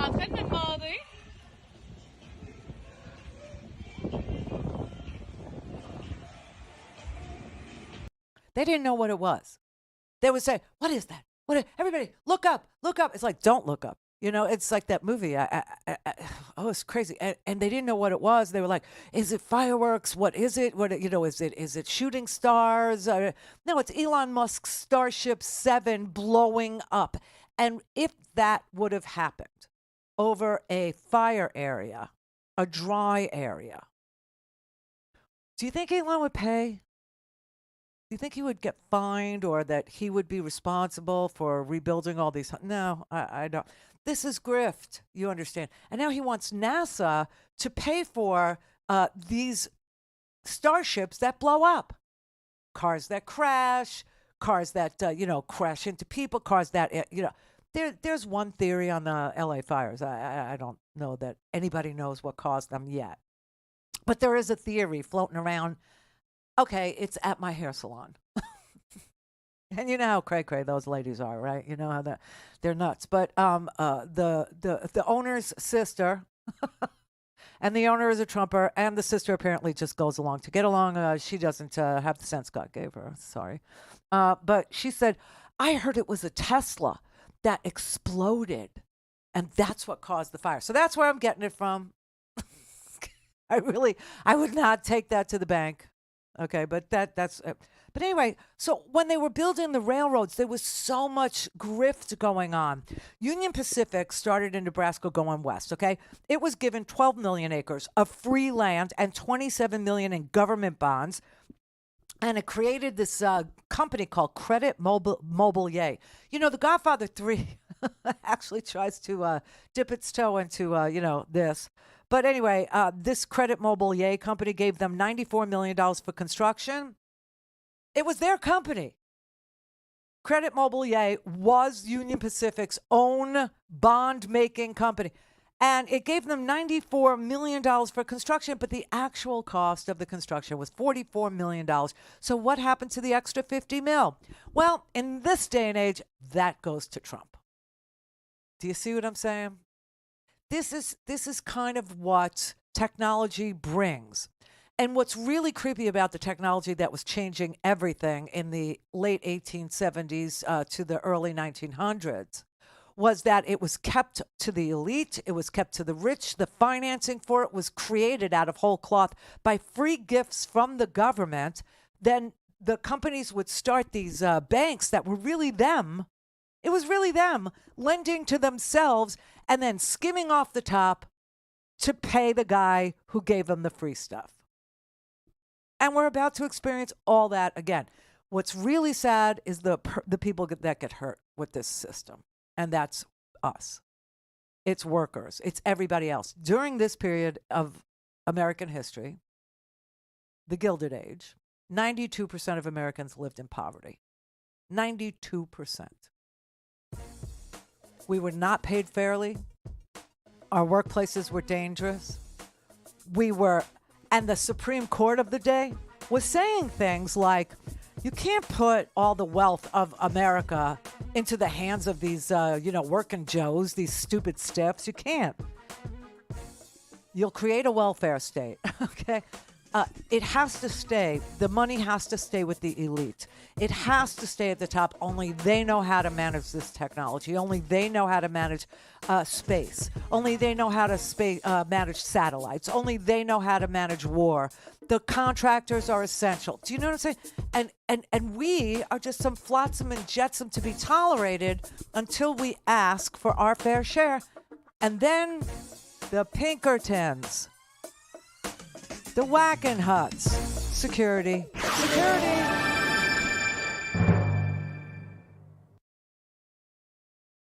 Clear for takeoff. Randi Rhodes. RandiRhodes.com. This is Stephanie Miller, and here's what you missed. Chris, who said Trump is basically an intellectual Roomba? He goes in one direction until he bumps into something, and then he just goes off into another direction. The ant and the aardvark. No, that was Seth Meyers, which is funny, and you can see why Trump hates him and was tweeting about him at, 2 o'clock in the morning. Yeah, you tweeted about this. It's just, someone's like, so this is what the leader of the free world is up to. How bad is Seth Meyers on NBC? A network run by a truly bad group of people. Every time I watch this moron, I feel an obligation to say how dumb and untalented he is. Blah, blah, blah. This is 4 years of this, Bob. 4 years of this. You just said more fart noises, point, laugh, move on. Mm-hmm. That's right. And then the latest fart noise is he wants to create the External Revenue Service. Which we already have. Collect bogus tariffs. Right. Yeah, and that's going to be a thing. I wonder if he's run that up the flagpole with the impotent billionaires at Doge. We're going to create, they're trying to shrink government, and he's like, oh, here, a brand new vast bureaucracy for you to deal with. Here's more bureaucracy for you for reasons that are completely incomprehensible. Because, of course, foreign governments, foreign corporations don't pay the tariffs. The American people pay the tariffs, which are passed along to them by American corporations, importers who import those goods. Yeah. That's how tariffs work. And much like Donald Trump not understanding what YMCA is all about, he doesn't understand what tariffs are all about. And it's the centerpiece of his economic policy. And yet millions and millions and millions of American voters were like, yeah, the economy, so let's vote for Trump, which is just, completely making the wheels in my head seize up. We've said this, we're all going back to 8th grade, whether we want to or not. Hear all this and more on the next Stephanie Miller Show. One thing you can say about Trump is that he's absolutely clear on his furious opposition to immigrants taking American jobs. Except, of course, when the corporate honchos profiting from cheap immigrant labor are billionaire funders of Trump's campaigns. Or, hello, when Trump himself is doing the hiring. A work permit program called H-1B actually allows corporate giants to import foreigners to take U.S. jobs. Trump loudly denounced this in his first term, but that was pre-Elon. When billionaire Elon Musk became Donald's campaign sugar daddy last year, he turned out to be a mass abuser of the H-1B loophole, apparently even firing workers in his Tesla corporation and replacing them with cheaper foreign imports. Yet, far from scolding his new best buddy, Trump did a full-body flip-flop. Now hailing H-1B as a, quote, great program, he admits that he, too, has long used it, even when he was denouncing it as a shameful ripoff of American workers.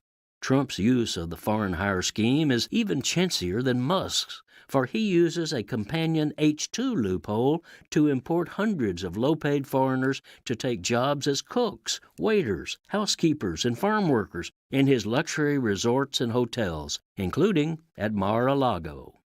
Amazing. These are lordly billionaires reducing themselves to sleaze by exploiting a corporate scheme to shortchange American and foreign workers alike.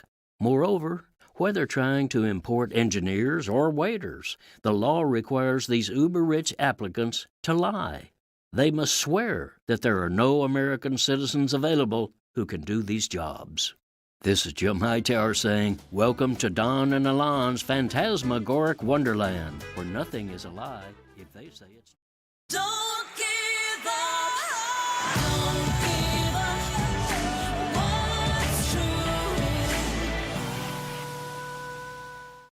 Call in, connect. To speak to Randy, call 561-270-3844. 561-270-3844. So you may or may not be familiar with Scott Bessent. It is a name of a very, very, very rich man who apparently has an issue with paying his taxes. And he's now been nominated to be Donald Trump's new Treasury Secretary, kind of like the Steve Mnuchin dude who just worshiped money so much that him and his, fashionable wife, let's say, went to the Treasury and had to finger the money as it was being printed. It was very exciting for her. It was the thing that turns her on the most. Not Pornhub, which, by the way, is illegal in many states now. But no, she had to touch the money. That's her wheelhouse, let's just say. Well, Bessent is one of those. He's a guy who worships money and tax cuts. And when Senator Warnock from Georgia was questioning him yesterday, he asked him, basically, is there any level of wealth? Is there any level of obscene amounts of wealth that you would say you would be willing to raise taxes on? Like, is it people that make over 400,000? Is it people who make over $1 million? Is it people who make over 10 million? Is it people who make $100 million a year? Should their taxes be more than the secretary, more than Randi Rhodes, who is runs her own small business, right? So you pay like 29% when, there's a small business tax. You pay almost 30% when you run a small business, okay, if you're, a sole operator. But if you are living off of capital gains, meaning your money is making money and you're not doing any labor and you're not running anything, you're taxed at like a third of that. I pay 2/3 more than Warren Buffett. I mean, anyway. So he said, is there any level? Any. You might be surprised to know his answer is no. In 2013, Congress extended the Bush tax cuts for everyone except those making more than $400,000 a year. This bipartisan decision saved the Treasury $600 billion, helping to narrow the deficit. Do you agree that ending the tax cuts for those making more than $400,000 would help close the deficit and reduce our national debt? Senator Warnock, I do not. I believe that you would capture an inordinate amount of small business people who largely are in that cohort of 400,000 to $1 million. So you wouldn't cut it off at 400,000. What about $1 million? That again, I believe these are small business pass-through owners, and I believe that we, as I said before, Wall Street's done great. It is time for Main Street to do well, and small businesses need to drive what I call the reprivatization here away from this government spending. I agree that it's Main Street's time. I'm from Atlanta, so I'll say Peachtree and some other locations in my state. What about those making more than $10 million? Would we reduce the deficit by extending those tax cuts for folks making about $10 million? So again, I think it's important that we put in incentives for them to invest. So going back to the 100% depreciation for equipment, that I think that. And I don't mean to keep interrupting, but I'm the pastor, and we're known to be loquacious of speech, but I'm running out of time here. What about $1 billion? $1 billion. So I think that these are the job creators. So there's no income level for which you would support raising taxes. Is that fair? There is no income level that I don't think we should continue the TCJA as it was. Tax Cuts and Jobs Act. That is the single thing that Donald Trump did, the tax cuts. Okay, he's characterizing people who actually have $1 billion in not revenue, $1 billion in profits, taxable profits, that they be left alone by a tax increase. Now Warnock starts very smartly by saying that when the Bush tax cuts were expiring, and Congress, literally the economy crashed under George W. Bush. The economy was literally driven off of a cliff, and we went through a humongous recession with his tax policy. And so when it was time for those tax cuts to expire, Congress said, you know what? They could expire for everyone making over $400,000. But the people at the bottom who got really hurt with this housing crash, they get to, we will extend the tax breaks for them. That in turn saved us $600 billion in deficit spending because those tax cuts were not paid for. Donald Trump's $2 trillion worth of tax cuts, they were not paid for. And if you extend them now in 2025, the cost of doing that is almost $5 trillion more dollars added to the debt. And this guy here is saying the debt is out of control. This is the problem that America has, and I have to, not. So when you ask him, well, would you raise taxes for people making over $1 billion? No. Would you raise taxes on people making $100 million? No. They're small businesses. What small business are you aware of? Because I ain't. That makes $100 million a year and is still, under 50 employees. I honestly, I don't even know what the hell to say to this guy. But you have to understand he's performing like a trained SEAL for Donald Trump. They're all doing it. This guy literally just signed off on the elite staying in control of the entire coffer of the U.S. Treasury, and that we will just sit at the table and take the crumbs and shut up about it. It's worse than that. In an oligarchy, which is what we had in, the Gilded Age, when you had a few people just, owning everything, which is what they're trying to do here. They're trying to accomplish an oligarchic situation where everybody pays Donald Trump. Everybody pays him, just like they do to Vladimir Putin, in order to be in business in the United States. And in exchange, he'll make sure they don't pay anything back. They don't, and that they can skim. They can skim. the whole way. Pay themselves under the table, start a bank, make loans to themselves that aren't regulated. Say, this project I'm doing over here, my Starship thing, it's going to cost me $95 million. I want NASA to do it for me, and you hand them the bill for $95 billion, but it really only costs $45. So what happens to the other 50? Maybe, if Trump's a benevolent dictator, maybe he splits it 50-50. If he's not so benevolent, maybe Elon's got to pay him 90, and Elon gets to keep 10 of the overage of the grift. How are we going to survive this is the question, right? We're going to talk about a general strike. A lot.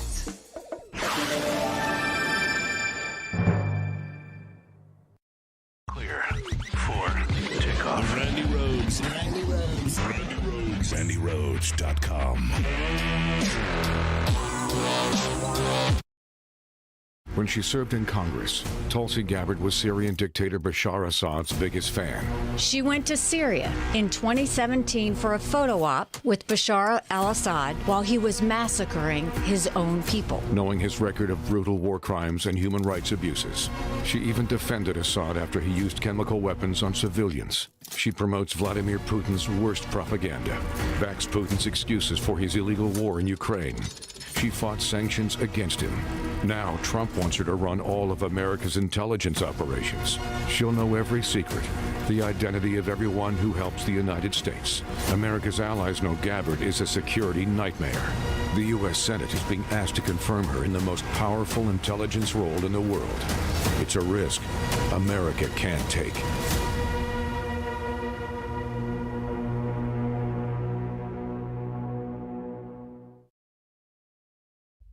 A message for the U.S. Senate. Every action has consequences, and senators who vote for Trump's Project 2025 agenda are about to learn that. Trump's tariff plan is going to hit American families hard, and you'll be to blame. His team wants to end the biggest veterans health care program, and you'll be the ones who said our men and women who served lose their coverage. You'll be the ones who give billionaires like George Soros and Elon Musk huge tax cuts and screw middle-class workers. And don't be fooled. Elon and Trump are asking you to make cuts that hurt your state, your voters, real people. Not to save money, but to move it away from your state and into their pockets and to their friends and allies.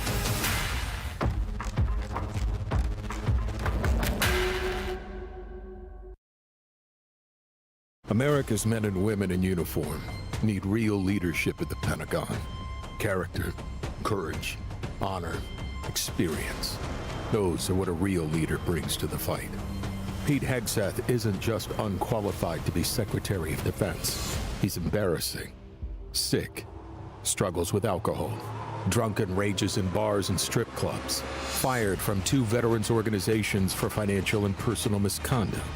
While at Fox, Hegseth paid off a woman after she reported he sexually assaulted her. Pete Hegseth's own mother calls him an abuser of women. These aren't the qualities of a leader. They're weaknesses for our enemies to exploit. Pete Hegseth isn't just unqualified. He isn't just unprepared. Pete Hegseth is downright dangerous for our troops. He's a risk America can't take.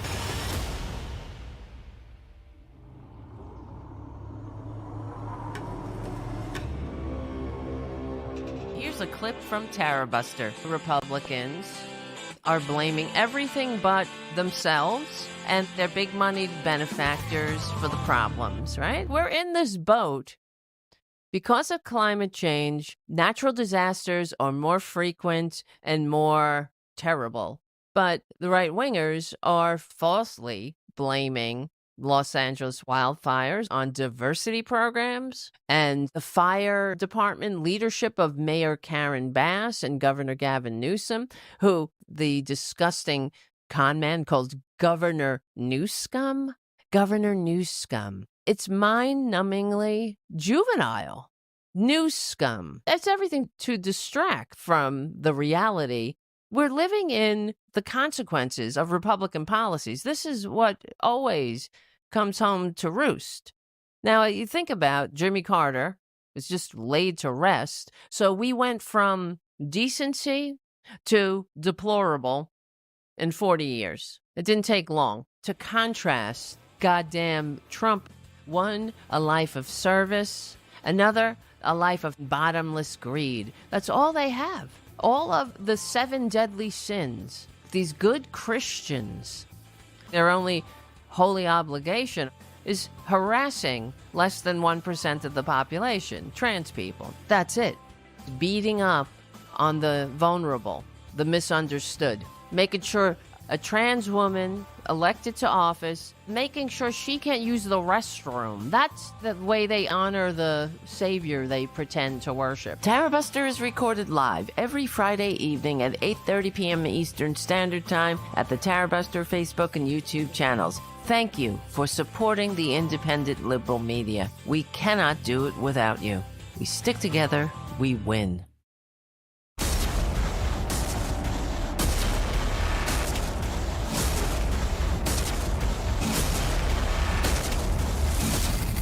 Fatality. This is the Randi Rhodes Show. To speak with Randi, dial 561-270-3844. That's 561-270-3844. Oh, everybody, look who it is. It's Lana in Tennessee. Hello, Lana. Hello, Randi. How are you? I'm good. It's Friday. Hey, actually, I called in mainly because we have something to be joyful for today. The ERA is now the law of the land. So thank you, Joe Biden. I've been, ever since I heard about how close we were and that all he needed to do was sign it a couple of months ago. I don't know if I heard it on your show or somewhere else, but you did. I've been, yeah, I'm sure I did. And I've been on tenterhooks, and I haven't heard anything since. And so I was thinking, oh, no, he's going to leave. He's not going to have time. And it would be such an important thing, you know. And then a friend of mine sent me a text message, you know, a little clip, you know, of signing it. So I was just so excited. And I thought, you know, I'm not going to let what is going on in D.C. right now and what's going to happen on Monday steal my joy over that for today. Well, Lana, you know, there really is another step that needs to happen before it actually becomes my bubble. The what? Yeah, there's a little trouble, a little bit. So, yes, Biden told a conference of mayors that the ERA is now the law of the land. Right now, it is. It's the law of the land. Yeah. It's been ratified, blah, blah. It's the law. It's the 28th Amendment to the Constitution now, he said. But it has to be published by the archivist in order to meet, you know, all of the... And the archivist is saying... the statute of limitations on how long you had to ratify it had passed, and it doesn't matter that this happened, you know, in 2020, because it was supposed to happen within 7 years of 1972. It didn't happen. Yes, that's where we are on that. So. Oh, my bubble is burst. I'm so depressed. I'm sorry I popped your bubble. Sorry. I know. Oh my gosh. We should all get used to it. We should all get used to having the joy sucked out of our lives. Yes. I mean, you have to be joyful about, you know, and I mean, last week I tried to call in, and, you know, I when I spoke to you around Thanksgiving, I told you that my baby brother set up an investment account for me. He's a stockbroker. Yeah. And he gave me $1 million. And it's just insane. Yeah. And he has sent me a diatribe about, you know, he heard say, I thought Elon Musk was a psychopath. And so, you know, he took great umbrage to that. And he sent me this diatribe about, you know, you need to really open your heart and open your mind and not be so judgmental and really, think about what you say about billionaires and where their real true allegiances lie. And they're certainly much more magnanimous and wonderful than you would imagine. And it was like really tough. It was really a tough pill to swallow. Meanwhile, on January 2nd, he posted my capital gains for the first of the year, and it allowed my husband and I to have our floors fixed in our house because they were about to fall in. So we've got major construction going on at my house. I mean, I have to sleep in the living room, and I've had to for the last week and a half, and still probably maybe this weekend I'll get back into my bedroom and on all beautiful, hardwood floors. And it's marvelous, the money, what it's bringing. But to make me feel better about it, I went and I donated money to Free Speech TV again. I donated money to your program. Thank you. I sent you $1,000. I hope that's enough for now. Did you send me $1,000 today? No, I sent week. And I saw it. I sent you a thank you note. I was so blown away with that. I thank you so very much. And we needed it so badly last week. We needed it well, so I know badly. I know you did. And it's really funny because and then I also sent some money to other program about that my counselor that I speak with every week, he's also a pastor, believe it or not, but he's a progressive pastor. He's a very open-minded pastor, and he also works with Hispanic folks that are here trying to to get their cards and then also trying to become American citizens. And he runs a program for that. And I donated money to that. Oh, that's and lovely. I found out at Christmas that's another one of my baby brother's pet peeves is the whole border thing. And they went on and on. So they spoke about it. Go ahead. I was going to say, let me give you a little bit of ammunition for your brother, okay? Who sounds like a very nice guy who's a little off the beaten path with regard to, wealth and who creates it. If you're a shareholder, you're the owner of the company. The billionaire owner of the company is taking so much more of his fair share than you are, and your money is just as involved in creating his company's wealth as his, 4-hour, 9 martini lunches are. So there's that. But the thing that you should explain to him is just ask him this simple little question.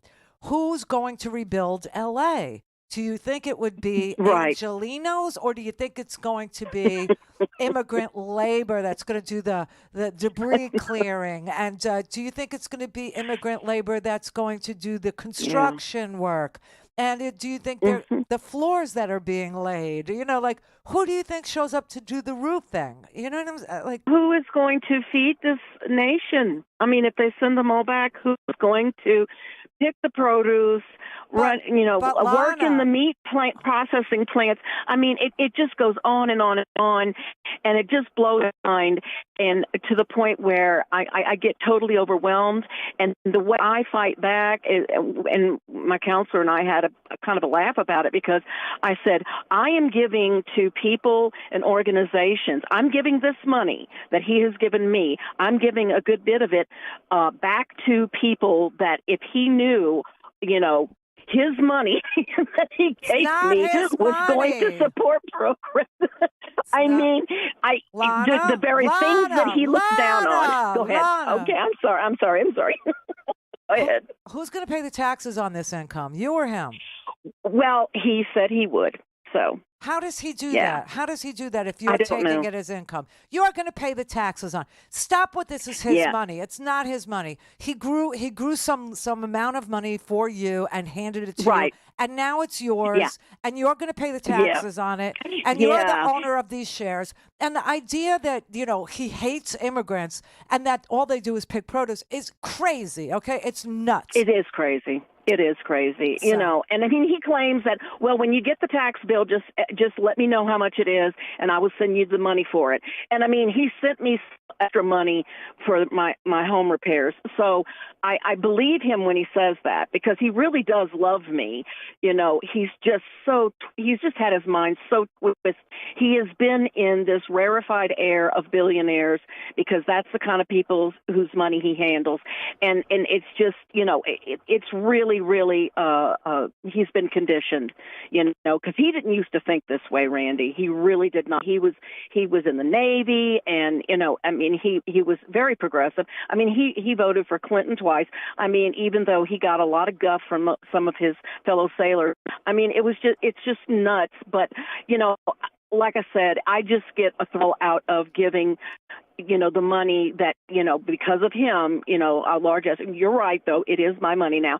But the bottom line is that I think it's kind of, you know, it gives me a satisfaction to know that I'm giving it away to people that, you know, that he would be just mortified if he knew. Yeah. And I mean, I would get a real big vicarious thrill out of that. I'm sorry. Yeah, you should. That doesn't mean very much for my. I know. I love you. I love you so much. Thank you so much. Okay, honey. Bye. Killian in L.A. Hi, Randy. Hi. Just wanted to make a comment and get your take on the situation with the impending TikTok ban on Sunday. Just made this analogous connection between the Gladiator movie, the first one, the incestuous evil son, when he becomes Caesar. He uses the gladiators, returning them back to the Colosseum. It's what Lana's brother is doing to her. Yes, may I, did you have a question in the last 30 seconds? Oh yeah, I guess I was just gonna see if you feel like Trump is gonna use the reversing the TikTok ban to win over like 100 million plus users on TikTok. Yes. To sort of divert us from from what he's gonna do. Yes. Yes, of course. Yes, Okay, all right. of course. And he will take something off the top of the deal, too. Believe me. There's going to be money changing hands like crazy at that inaugural. And it all starts on Monday.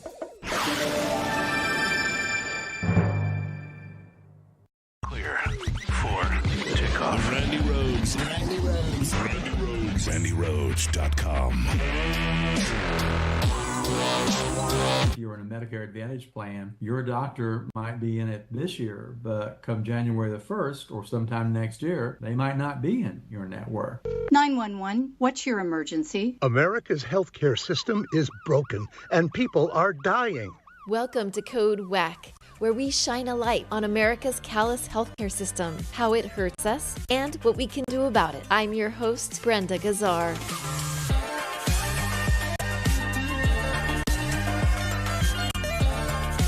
This time on Code WAC, why have U.S. administrations chosen to privatize Medicare, and how has that complicated healthcare for patients? How do mega insurance companies benefit as a result?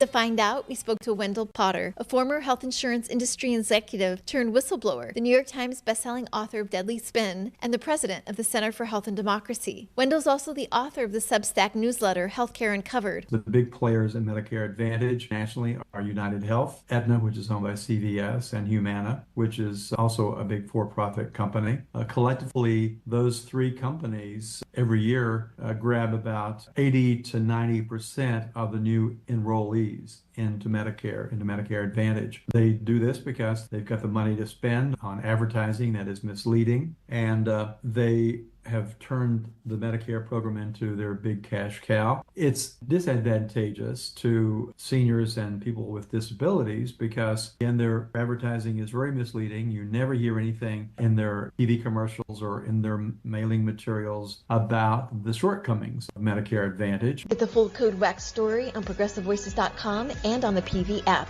Catch all our episodes by subscribing to Code WAC wherever you find your podcasts.